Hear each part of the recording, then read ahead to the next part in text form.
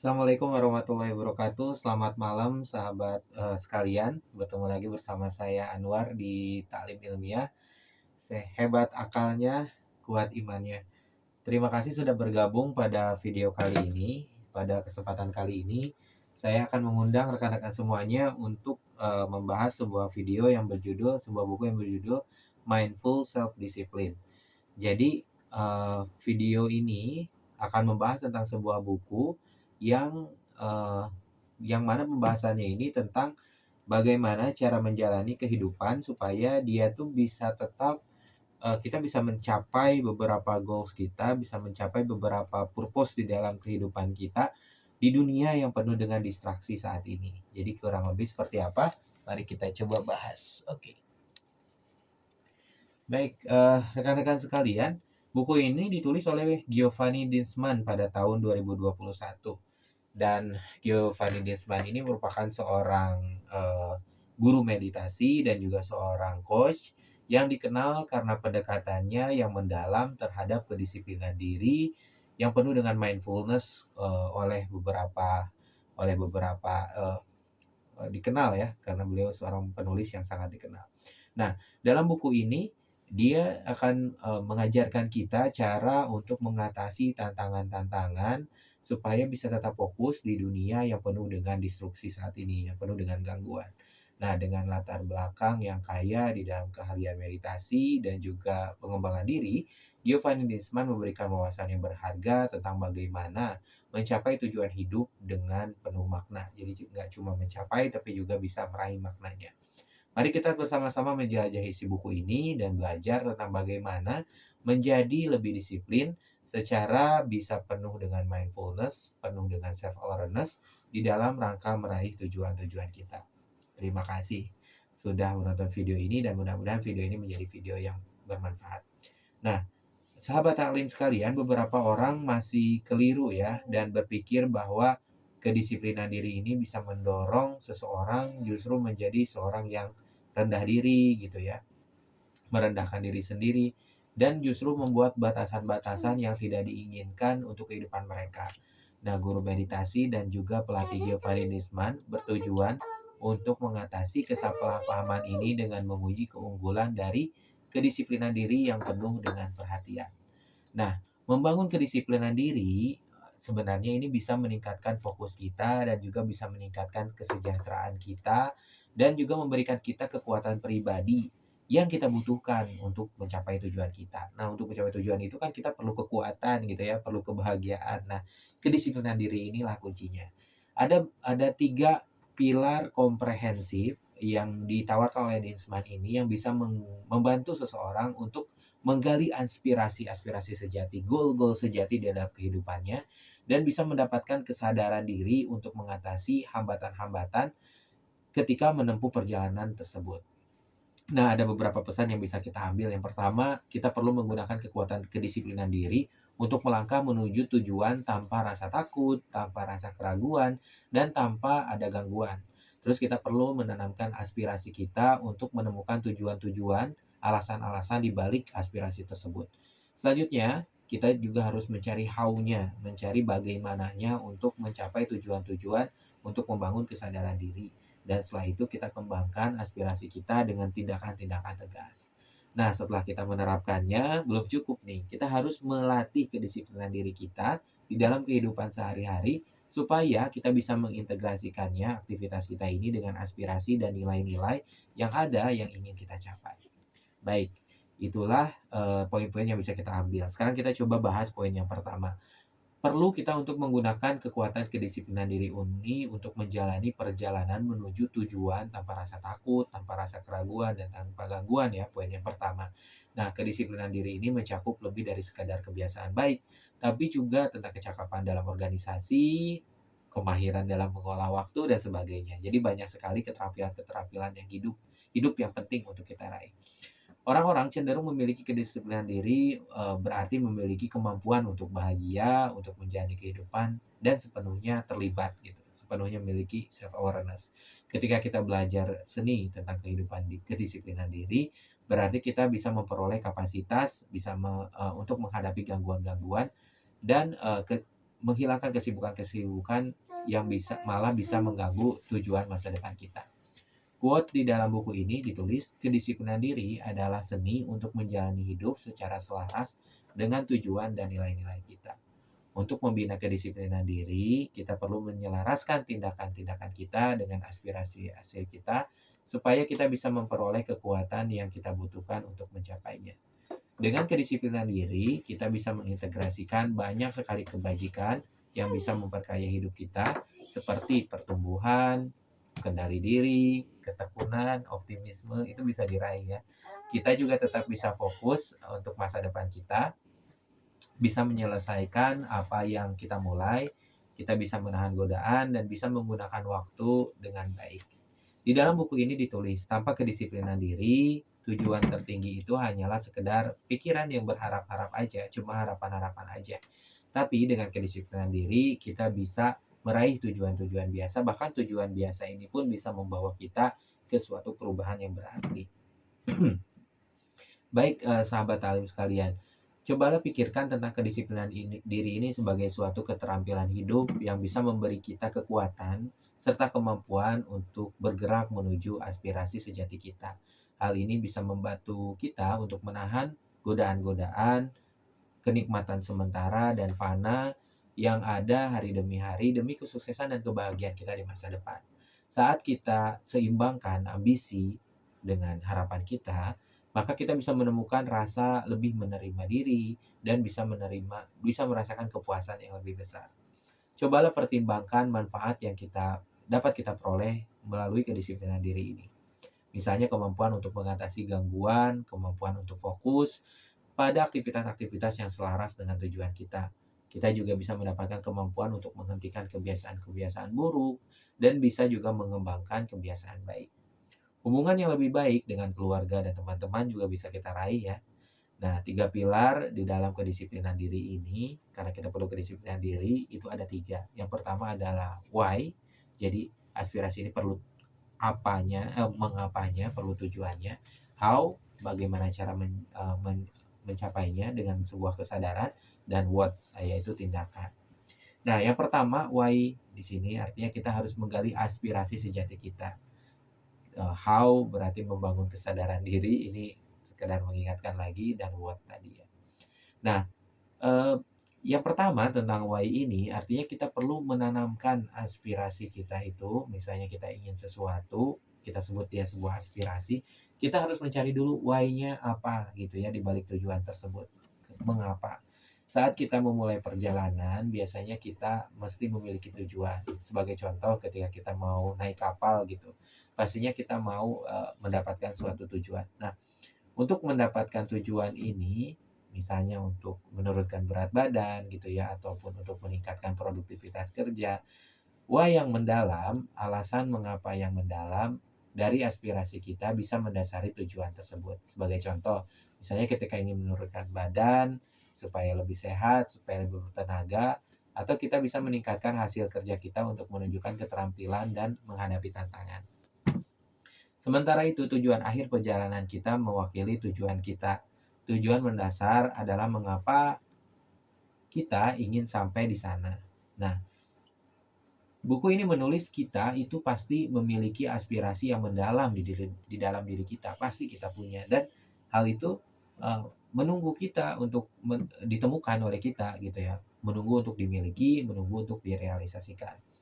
Lalu bagaimana sih cara kita menemukan why-nya? Nah, ini ada beberapa panduan. Lagi-lagi saya mohon maaf tidak bisa memberikan contoh karena saya rasa silakan disimulasikan sendiri gitu ya. Contohnya seperti apa. Nah, mulailah misalnya tujuan kita di dalam benak kita ingin membangun sesuatu, misalnya atau mendirikan sesuatu untuk memiliki kebiasaan sesuatu. Lalu itu saja tidak cukup, kita coba ikuti dengan 7 hal, dengan 7 langkah untuk mengklarifikasi apakah ini adalah aspirasi sejati kita. Yang pertama adalah temukan tujuannya. Telusuri nilai intinya dan apa yang benar-benar kita pedulikan. Pikirkan apa yang paling menginspirasi kita. Pertimbangkan pengalaman di mana kita merasa yang terbaik gitu ya, dan bagaimana kita ketika menikmati saat-saat tersebut. baik waktu luang ataupun uang gitu ya, dan analisa analisa lalu teliti mengapa kita ingin mencapainya. Lalu setelah itu kita perlu memperbesarnya, perlu membuatnya hiperbolis gitu. Coba ukur efek dari pencapaiannya seperti apa, dan seperti apa kalau misalnya kita nggak jadi gitu ya. Pertimbangkan tentang keluarga, kekayaan, karir, kesehatan. Kalau misalnya kita nggak bisa meraihnya, perbesar kalau misalnya kita bisa meraihnya, dan perbesar kalau misalnya kita nggak bisa meraihnya. Ketiga, buat dia sespesifik mungkin. Ya, misalnya dengan konsep tujuan SMART gitu ya. Buat sekualitatif dan kuantitatif mungkin supaya lebih efektif dari ukuran-ukuran tersebut. Hal ini bisa merancang tujuan kita misalnya lebih spesifik, terukur, tercapai, relevan, dan berbatas waktu. Hal ini bisa memotivasi kita lebih banyak seandainya kita memiliki tujuan yang jelas dan bisa dicapai. Yang keempat, prioritaskan tujuan kita. Ukur tujuan kita berdasarkan sumber daya yang ada dan dapat kita komitmenkan. Kita ukur, prioritaskan mana yang bisa kita capai dengan waktu, uang, dan energi kita. Untuk benar-benar mengikuti aspirasi kita, supaya kita bisa memberikan perhatian dan waktu yang diperlukan.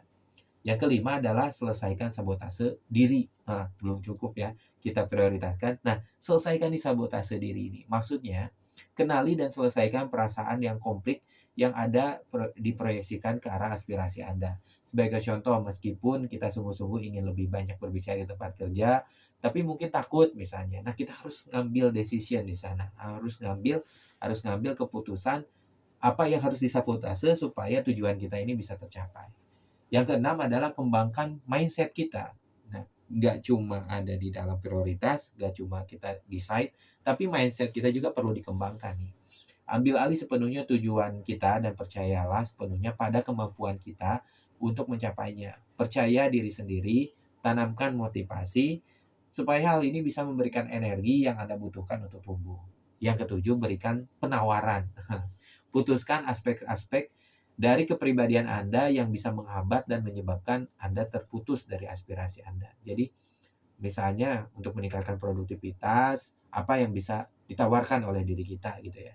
Misalnya kita mulai bisa berhenti tidur terlalu larut gitu ya. Lalu untuk menjadi sehat, misalnya kita bisa menawarkan untuk berhenti mengkonsumsi coklat misalnya, atau gorengan gitu dan sebagainya lah, misalnya makanan yang berkolesterol tinggi dan sebagainya. Hal ini supaya kita bisa memecahkan kebiasaan kita dan menghambat kemampuan kita untuk mencapai suatu tujuan. Baik, sekarang kita sudah memiliki aspirasi ini. Lalu kita juga sudah membuatnya kuat, kita sudah membuatnya lebay gitu ya. Untuk hiperbolis gitu, kita juga sudah. Nah, sekarang kita akan membahas pilar yang kedua. Setelah kita menyadari aspirasi sejati kita harus tetapkan bagaimana mencapai tujuan kita untuk membangun kesadaran diri ini. Kita bangun how-nya. Nah, membangun kesadaran diri ini bisa membantu kita untuk menetapkan cara untuk maju dalam perjalanan yang kita inginkan. Kuncinya ini adalah sebuah kesadaran diri. Kita tuh harus mulai dari sebuah self awareness gitu ya, kesadaran diri ini. Nah, kesadaran ini juga bisa memberikan kita kemampuan untuk memilih. Sebagai contoh, misalnya jika kita sadar bahwa kita ingin memiliki gaya hidup sehat, otomatis kita bisa ngambil keputusan untuk misalnya mengurangi makan junk food gitu ya. Kita bisa memilih aspirasi kita, pokoknya tindakan-tindakan yang mendekatkan kita kepada aspirasi kita daripada tindakan-tindakan yang menjadi sebuah godaan gitu. Buku ini menulis sebuah kesadaran itu bisa memberi kita kebebasan untuk memilih bagaimana merespon kehidupan saat terjadi, sehingga hal ini bisa membantu kita hidup selaras dengan tujuan dan nilai-nilai kita. Kesadaran juga berarti kita bisa menahan diri untuk tidak merendahkan diri sendiri. Kalau misalnya kita goyah, ya tidak perlu terlalu terlibat dengan kondisi stres secara emosional gitu ya, ataupun juga secara secara negativitas di dalam pikiran-pikiran kita. Kita bisa lebih untuk memaafkan diri kita, dan ya udah kita berkomitmen aja untuk kembali pada tujuan kita. Nah, ada beberapa latihan nih supaya kita membangun kesadaran diri dan supaya kita ini bisa tetap berada pada jalur aspirasi kita. Yang pertama itu meditasi di awal hari gitu ya. Untuk munculkan kesadaran kita hari ini mau ngapain, agenda kita apa gitu ya. Supaya kita tuh bisa tenang dulu gitu. bahkan untuk beberapa keputusan-keputusan sebaiknya kita dalam kondisi tenang. Kedua, kita refleksi. Nah, ini misalnya di akhir hari, di sore hari gitu.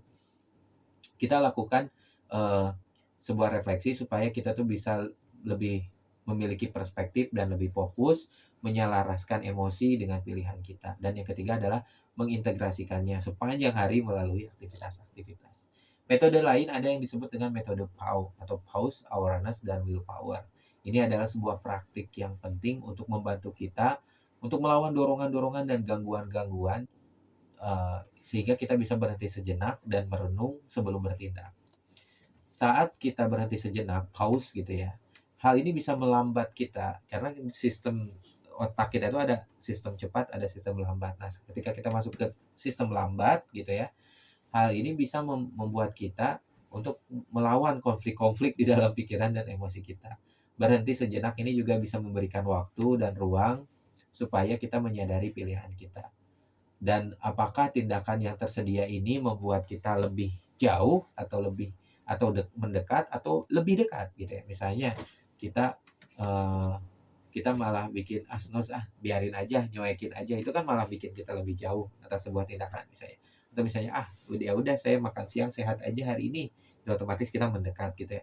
Atau misalnya saya juga mau olahraga nih setelah makan atau sebelum makan gitu ya. Nah, itu bisa malah membuat kita lebih dekat. Nah, kita bisa milih skor tuh tindakan-tindakan kita seberapa baik setiap hari untuk bisa mendekatkan kita dengan aspirasi kita. Dan W-nya itu adalah willpower atau kemauan. Jadi kita memang harus dan perlu gitu untuk meningkatkan kemauan untuk mengambil sebuah tindakan kita. Metode PAU ini bisa mengatasi hambatan-hambatan dalam kehidupan sehari-hari kita yang kita hadapi gitu ya untuk mencapai aspirasi kita. Misalnya melawan kemalasan, melawan gangguan, ataupun melawan rasionalisasi. Berhenti sejenak, dapatkan pandangan dan tujuan jangka panjang kita, lalu hubungkan secara emosional dengan versi diri kita yang mengikuti, yang menerima kenyamanan sementara hari ini sebagai pertukaran untuk kesuksesan kita di jangka panjang. Nah, ini bisa menjadi cara kita menukar gitu ya, kenikmatan kita yang sejenak untuk kesuksesan kita jangka panjang. Nah, kita udah hebat banget nih kalau sampai sini. Dan kalau sahabat Talim semuanya mengikuti langkah-langkah ini, lihat ya, 10 hari juga ini bisa ada perubahan. Nah, sekarang kita udah tahu why-nya, kita udah tahu how-nya, sekarang saatnya kita action nih. Mengembangkan aspirasi itu perlu tindakan yang tegas. Tindakan ini memerlukan usaha dan perencanaan. Tanpa rencana, kita mungkin tidak akan maju gitu ya, karena perencanaan ini mengungkapkan seberapa besar usaha yang diperlukan untuk mewujudkan aspirasi kita. Ada 4 langkah untuk merencanakan perjalanan kita.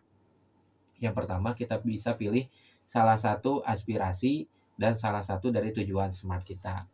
Lalu yang kedua, tetapkan tugas-tugas ataupun tonggak terpisah.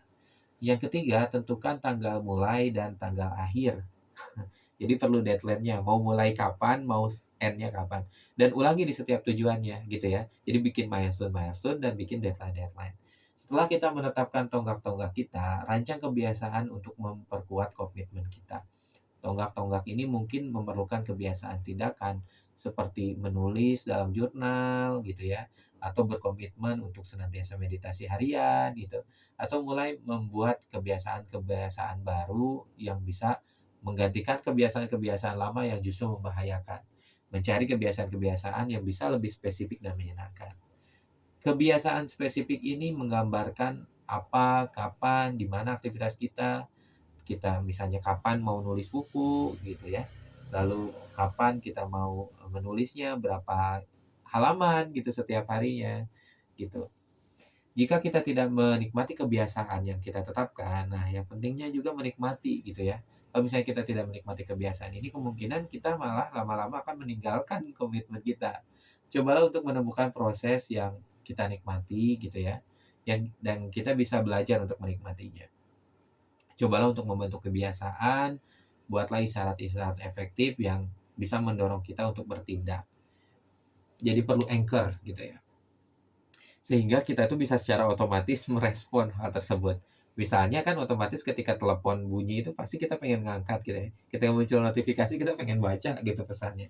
Nah, atau ketika kita misalnya nemu bau kopi kan kita jadi pengen minum kopi, atau ketika ada air putih dekat kita jadi kita pengen minum. Nah, isyarat-isyarat ini juga bisa mendorong pada kebiasaan positif, bisa mendorong pada kebiasaan negatif. Misalnya kalau misalnya kita cenderung suka menunda alarm gitu ya, cenderung senantiasa mengizinkan tumpukan kertas di meja, hal ini bisa bikin kita menunda gitu ya. Nah, saatnya kita mengatur isyarat yang disengaja, supaya kita tuh ketika X misalnya, kita bisa melakukan Y. Ya misalnya supaya kita olahraga, sepatu coba ditaruhnya di dekat pintu gitu ya, sehingga kita bisa lari ketika ada waktu senggang. Atau misalnya ada, buku di dekat tempat tidur gitu ya, sehingga kita bisa nulis sebelum tidur, gitu. Atau misalnya kita bisa menulis anggaran keuangan gitu sebelum tidur. Nah, hal ini bisa membuat kita otomatis gitu ya, memberikan isyarat pada diri kita. Nah, seperti isyarat yang bisa mendorong tindakan, imbalan juga bisa mendorong kita untuk bertindak. Jadi tindakan itu juga nggak cuma action, tapi juga harus kita memberikan isyaratnya, dan kita perlu memberikan imbalan. Imbalan ini ada beberapa tipe ya, bisa intrinsik, ya artinya ya menikmati aktivitas itu sendiri. Jadi dari si aktivitas itu sendiri bisa memberikan kepuasan pada kita. Saya ketika kita bikin video nih, bisa kepuasan apa yang diambil gitu ya. Atau dari video ini sendiri, atau misalnya dari pengajian dan sebagainya. Atau dari menulis gitu, apa yang bisa kita nikmati. Yang kedua adalah imbalan ekstrinsik. Jadi imbalan di luar dari tindakan tersebut. Misalnya ya setelah setelah bikin setelah melakukan apa, kita bisa memberikan misalnya nonton film dan sebagainya. Atau cara memberikan imbalan itu justru memberikan imbalan yang menyakitkan. Ketika kita gagal misalnya melakukan aktivitas ini, apa yang bisa membuat kita, menghukum lah ibaratnya, sebagai konsekuensi kita tidak mengikuti langkah. Baik, sahabat taklim sekalian, udah mulai merasa baikan atau merasa lebih mudah untuk meraih tujuan, udah mulai mendapat aspirasinya atau udah mulai enlightened gitu ya dari video ini. Nah, sekarang kita coba lanjutkan untuk mendapatkan saran untuk hasil yang lebih maksimal lagi. Yaitu bagian yang terakhir, bagian inti buku ini, yaitu bagaimana cara menjaga kedisiplinan diri. Nah, kedisiplinan diri yang penuh dengan self awareness, perhatian di dalam kehidupan sehari ini bisa mengintegrasikan kita dengan aspirasi dan juga nilai-nilai di dalam kehidupan kita. Cobalah pertimbangkan cara efektif untuk menyelaraskan kedisiplinan diri kita yang penuh perhatian dengan aspirasi kita, seperti misalnya pengelolaan waktu, rutinitas, meditasi. Nah, mengolah waktu dengan bijak ini bisa memastikan aktivitas harian itu bisa selaras dengan aspirasi kita. Pengolahan waktu ini juga bisa mencerminkan pilar-pilar kedisiplinan diri. Melibatkan prioritas waktu dan kesadaran waktu, ada beberapa kunci gitu ya, elemen-elemennya. Nah, yang pertama ada perencanaan.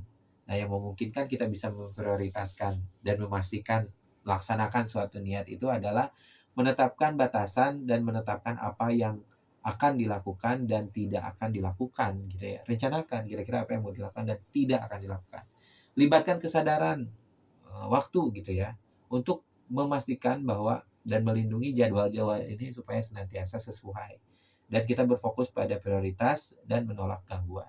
Jangan khawatir kalau misalnya nggak sempurna ya sahabat talim sekalian, karena bahkan di dalam sebuah perusahaan yang besar sekalipun, rencana itu tidak selalu 100%. Jadi kalau misalnya ada yang kurang kurang ini gitu ya, kurang kurang konsisten, ya it's okay gitu, kita maafkan diri kita dan kita kembali lagi. Jadi ibaratnya kalau dalam seorang muslim itu ya udah, misalnya salah ya kita bertobat gitu, jangan eh, terus terlalu larut dalam sebuah kesalahan. Saat kita menetapkan mengikuti rutinitas, kita bisa lebih cenderung mengadopsi prinsip-prinsip dasar kedisiplinan diri yang penuh perhatian. Mulailah misalnya dengan rutinitas pagi, rutinitas sore, dimanapun supaya kita bisa memiliki lebih banyak kendali.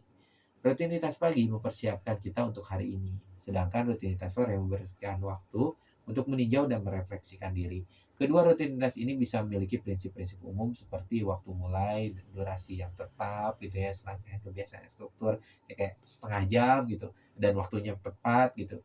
Lalu fokus yang efektif dan rangkaian aktivitas yang bisa dicapai.